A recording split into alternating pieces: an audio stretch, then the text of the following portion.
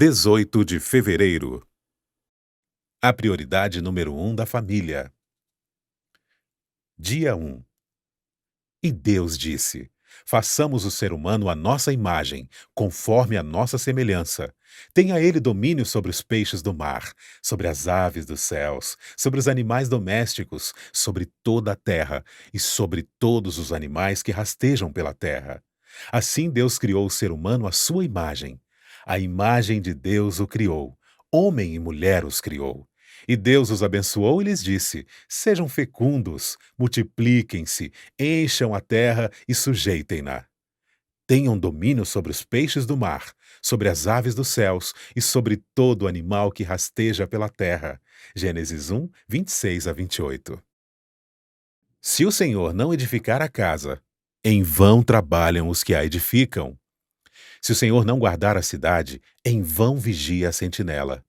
Será inútil levantar de madrugada, dormir tarde, comer o pão que conseguiram com tanto esforço. Aos seus amados, ele o dá enquanto dormem. Herança do Senhor são os filhos, o fruto do ventre seu galardão. Salmo 127, 1 ao 3. Filhos, obedeçam a seus pais no Senhor, pois isto é justo. Honre a seu pai e a sua mãe, que é o primeiro mandamento com promessa, para que tudo corra bem com você e você tenha uma longa vida sobre a terra. E vocês, pais, não provoquem os seus filhos à ira, mas tratem de criá-los na disciplina e na admoestação do Senhor. Efésios 6, 1 ao 4. E tudo o que fizerem, seja em palavra, seja em ação, façam em nome do Senhor Jesus, dando por ele graças a Deus Pai. Esposas, que cada uma de vocês se sujeite a seu próprio marido, como convém no Senhor. Maridos, que cada um de vocês ame a sua esposa e não a trate com amargura. Colossenses 3, 17 a 19. O plano original. Deus criou o ser humano para sua própria glória, para que depois de testada e provada, a família humana pudesse se tornar uma com a família celestial. Era o propósito de Deus repovoar o céu com a família humana. Comentário Bíblico Adventista do Sétimo Dia, volume 1, página 1190. Deus pretende que as famílias da terra sejam um símbolo da família do céu. Os lares cristãos, estabelecidos e mantidos de conformidade com o plano de Deus, contam-se entre as suas instrumentalidades mais eficientes para a formação do caráter cristão e para o avançamento de sua obra. Testemunhos Seletos, volume 3, páginas 63 e 64. No plano divino de educação adaptado às condições do ser humano após a queda, Cristo ocupa o lugar de representante do Pai, como o elo entre Deus e o ser humano. Ele é o grande educador da humanidade e ordenou que homens e mulheres fossem seus representantes. A família era a escola e os pais eram os professores. Livro Educação, página 22. Anjos visitam os lares. Os anjos de Deus visitarão com frequência o lar em que a vontade de Deus domina. Sob o poder da graça divina, esse lar se torna um lugar de refrigério para os peregrinos, abatidos e cansados. Mediante domínio próprio vigilante, impede-se que o eu se afirme. Formam-se hábitos corretos. Há cuidadoso reconhecimento dos direitos do outro. A fé que atua pelo amor e purifica a mente serve de leme, presidindo a toda a família. E recebereis poder, página 141. Os anjos de Deus, que ministram em favor dos que serão herdeiros da salvação, ajudarão vocês a tornar sua família um modelo da família celestial. Livro Orientação da Criança, página 382. Poder para transformar o mundo. A juventude e a infância de hoje determinam o futuro da sociedade, e o que esses jovens e essas crianças vão ser depende do lar. A falta de boa educação em casa pode ser responsabilizada pela maior parte das enfermidades, de miséria e criminalidade que a humanidade sofre. Se a vida doméstica fosse pura e verdadeira, se os filhos que saem do lar estivessem devidamente preparados para enfrentar as responsabilidades da vida e seus perigos, que transformação o mundo experimentaria? A Ciência do Bom Viver, página 351. Assim como Abraão, os pais devem, de modo especial, ver a si mesmos como instrumentos de Deus para instruir seus filhos a guardar o caminho do Senhor. Precisam buscar as Escrituras com diligência, a fim de saberem qual é o caminho do Senhor, para que possam ensinar a sua casa. Miqueias disse: O que o Senhor pede de você? Que pratique a justiça, ame a misericórdia e ande humildemente com seu Deus. Miqueias 6:8. Para serem educadores, os pais devem ser discípulos, constantemente recebendo luz dos oráculos de Deus, levando essa preciosa luz por preceito e exemplo à educação de seus filhos. O Lar Adventista, páginas 146 e 147. Ensinar por preceito e exemplo. Os pais devem demorar-se mais no lar. Por preceito e exemplo, devem ensinar os filhos a amar e temer a Deus. Devem ensinar-lhes a ser compreensivos, sociáveis, afetivos, a cultivar hábitos de trabalho, de economia e abnegação.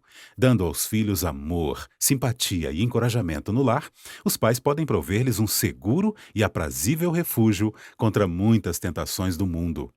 Fundamentos da Educação Cristã, página 65. Pela luz que Deus me tem dado, sei que o esposo e a esposa devem ser no lar sacerdotes, médicos, enfermeiros e mestres, unindo os filhos a si mesmos e a Deus, educando-os para que deixem cada hábito que de alguma maneira prejudique a obra de Deus no corpo e ensinando-os a cuidar de cada parte do organismo. O Lar Adventista, página 147. Se você deve ser a luz do mundo, essa é a luz que deve brilhar em seu lar. Aqui deve exemplificar as graças cristãs, ser amável, paciente, bondoso e firme. Necessita buscar constantemente a mais elevada cultura da mente e do caráter. Como um humilde filho de Deus, aprenda na escola de Cristo. Busque constantemente desenvolver suas habilidades, procedendo da maneira mais perfeita, nas ações no lar, tanto por preceito como por exemplo. Deixe que a luz da graça celestial irradie seu caráter, que deve ser a luz do sol no lar. Review and Herald, 15 de setembro de 1891. O grande movimento de reforma deve começar com a apresentação dos princípios da lei de Deus aos pais, mães e filhos. Testemunhos para a Igreja, volume 6, página 119. Atitudes no lar cristão. Os que estimam o Espírito de Cristo manifestarão polidez no lar, um espírito de bondade, mesmo nas pequenas coisas. O Lar Adventista, página 349. Mesmo que seja simples, o lar pode sempre ser um lugar em que sejam ditas palavras alegres e sejam praticados atos de bondade, onde a cortesia e o amor sejam hóspedes constantes.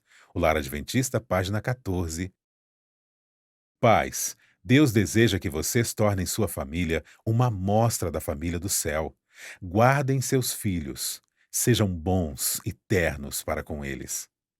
Pai, mãe e filhos devem estar unidos pelos elos dourados do amor.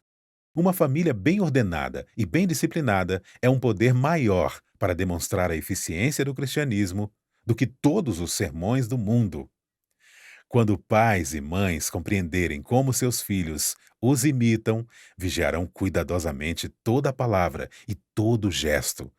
Comentário Bíblico Adventista do Sétimo Dia, volume 6, página 1248. Influência doméstica. A felicidade de homens e de mulheres e o êxito da igreja dependem em grande parte da influência doméstica. Interesses eternos estão envolvidos no necessário desempenho dos deveres diários da vida. O mundo não precisa tanto de mentes brilhantes como de homens bons, que sejam uma bênção na própria família. Obreiros Evangélicos, página 204. O andar de Enoque com Deus não ocorreu em arrebatamento de sentidos ou visão, mas em todos os deveres da vida diária. Não se tornou um eremita, excluindo-se inteiramente do mundo, pois tinha uma obra a fazer para Deus no mundo. Na família e em suas relações com as pessoas, como esposo, pai, amigo e cidadão, foi ele um servo do Senhor constante e inabalável. Vidas que Falam, página 23. Paz no lar e na igreja. Haja paz no lar e haverá paz na igreja. Essa preciosa experiência levada para a igreja será um meio de criar bondoso afeto de uns para com os outros. As brigas acabarão. Será vista a verdadeira cortesia cristã entre os membros da igreja. O mundo conhecerá que eles têm estado com Jesus e que dele têm aprendido. Que impressão exerceria a igreja sobre o mundo se todos os membros vivessem a vida cristã? Orientação da criança, página 382. Introduzam a verdade em seus lares para santificá-los e purificá-los. Não a mantenham no pátio exterior. Muitos que se dizem cristãos são cegos a seus próprios interesses. Deixam de ver completamente o que Cristo faria por eles, caso fosse admitido em seus lares. Esforcem-se os cristãos tão diligentemente por obter a coroa da vida, como as pessoas mundanas se esforçam por obter vantagens terrenas, e a Igreja de Deus certamente avançará com poder. E recebereis poder, página 141. Motivo de oração número 1. Reavivamento espiritual de sua família. 2. Para que Deus prepare sua família para os momentos de jejum e oração do próximo sábado. Atividade missionária. Escolha 5 familiares que ainda não tomaram a decisão de entregar a vida a Cristo ou que estejam afastados da igreja e comece a orar por eles. Acesse mais conteúdos em adv.st/10 dias de oração.